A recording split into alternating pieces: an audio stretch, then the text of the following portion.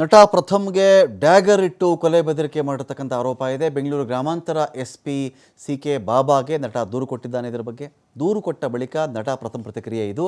ದರ್ಶನ್ ಬಂದು ಫ್ಯಾನ್ಸ್ಗಳ ಬಾಯಿ ಮುಚ್ಚಿಸಬೇಕು, ಮೊದಲು ಕನ್ನಡ ಚಿತ್ರರಂಗದಲ್ಲಿನ ಮಾಫಿಯಾ ನಿಲ್ಲಬೇಕು, ನಾನು ಆಮರಣಾಂತ ಉಪವಾಸ ಸತ್ಯಾಗ್ರಹ ಮಾಡಬೇಕಾಗತ್ತೆ, ಮಾಡ್ತೀನಿ ಅಂಥೇಳಿ ನಟ ಪ್ರಥಮ್ ಪ್ರತಿಕ್ರಿಯೆ ಕೊಟ್ಟಿದ್ದಾರೆ. ಪ್ರಕರಣ ಏನು ಅಂದರೆ, ನಟ ಪ್ರಥಮ್ಗೆ ಡ್ಯಾಗರ್ ಇಟ್ಟು ಕೊಲೆ ಬೆದರಿಕೆ ಮಾಡಿರ್ತಕ್ಕಂಥ ಆರೋಪ ಇದೆ. ಬೇಕರಿ ರಘು ಗ್ಯಾಂಗ್ನ ಹುಡುಗರು ಈ ಥರ ಕೊಲೆ ಬೆದರಿಕೆ ಹಾಕಿದ್ರು ಅಂತ ಪ್ರಥಮ್ ಹೇಳ್ತಾ ಇರೋದು. ರಾಮಯ್ಯನಪಾಳ್ಯ ಬಳಿ ದೇವಸ್ಥಾನಕ್ಕೆ ತೆರಳಿದ್ದು ಪ್ರಥಮ್. ದೊಡ್ಡಬಳ್ಳಾಪುರದ ರಾಮಯ್ಯನಪಾಳ್ಯ, ಅಲ್ಲಿನ ದೇವಸ್ಥಾನ ಇತ್ತು. ದೇವಸ್ಥಾನದ ಹಿಂದೆ ಬರ್ತ್ಡೇ ಪಾರ್ಟಿ ಮಾಡಿತ್ತು ರಘು ಗ್ಯಾಂಗ್. ಈ ವೇಳೆ ಪಾರ್ಟಿ ಸ್ಥಳಕ್ಕೆ ರಕ್ಷಕ್ ಬುಲೆಟ್ ಹೋಗಿದ್ದ. ಪ್ರಥಮ್ ಕೂಡ ಬಂದಿದ್ದಾರೆ ಅಂತ ಬೇಕರಿ ರಘುಗೆ ರಕ್ಷಕ್ ಹೇಳಿದ್ದು. ಎತ್ತಾಕೊಂಡು ಬಾ ಅವನನ್ನು, ಬಾಸ್ ಬಗ್ಗೆನೇ ಮಾತಾಡ್ತಾನೆ ಅವನು, ಪ್ರಥಮ್ನ ಕರ್ಕೊಂಡು ಬರಬೇಕು ಅಂತೇಳಿ ರಕ್ಷಕ್ ಬುಲೆಟ್ಗೆ ಬೇಕರಿ ರಘು ತಿಳಿಸಿದ್ದಂತೆ.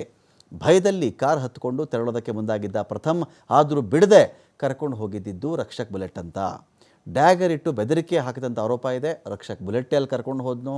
ರಕ್ಷಕ್ ಬುಲೆಟ್ ಈ ಒಂದು ವಿಚಾರಕ್ಕೆ ಸಂಬಂಧ ಮಾಹಿತಿ ಕೊಟ್ಟ ಮೇಲೆ ಬೇಕರಿ ರಘು ಕಡೆಯವರೇ ಕರ್ಕೊಂಡು ಹೋದ್ರು. ಇರಲಿ, ಕಂಪ್ಲೇಂಟಲ್ಲಿ ಇರುತ್ತೆ ಅದು.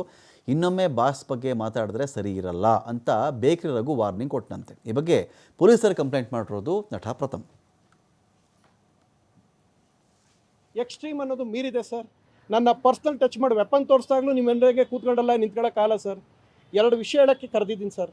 ಮೊದಲನೇದೇನು ಅಂತ ಹೇಳಿದ್ರೆ ಸರ್, ಇವತ್ತಿಂದ ಆಮರಣ ಅಂತ ಉಪವಾಸ ಮಾಡ್ತಾ ಇದ್ದೀನಿ ನಾನಿಲ್ಲಿ. ಒಂದು ಹನಿ ನೀರು ಕುಡಿತಾ ಇಲ್ಲ. ಯಾಕೆಂದರೆ ಇದು ಹಿಂದೆ ಇರೋದು ಅವರು ಯಾರಿದ್ದಾರೆ ಬಂದು ಎನ್ಕ್ವೈರಿ ಮಾಡಬೇಕು ಅಂತ. ಸೊ ಅದಕ್ಕೆ ದರ್ಶನ್ ಸರ್ ಬಂದು ಇಲ್ಲಿ ಸ್ಟೇಟ್ಮೆಂಟ್ ಕೊಟ್ಟು ಇನ್ನೊಂದು ಸಲ ನಾವು ಪ್ರಥಮ ವಿಚಾರಕ್ಕೆ ನಮ್ಮ ಕಡೆಯವ್ರದಾಗಲಿ ನಮ್ಮ ಫ್ಯಾನ್ಸ್ ಬರಲ್ಲ ಅನ್ನೋದು ಅವ್ರು ಬರಬೇಕು.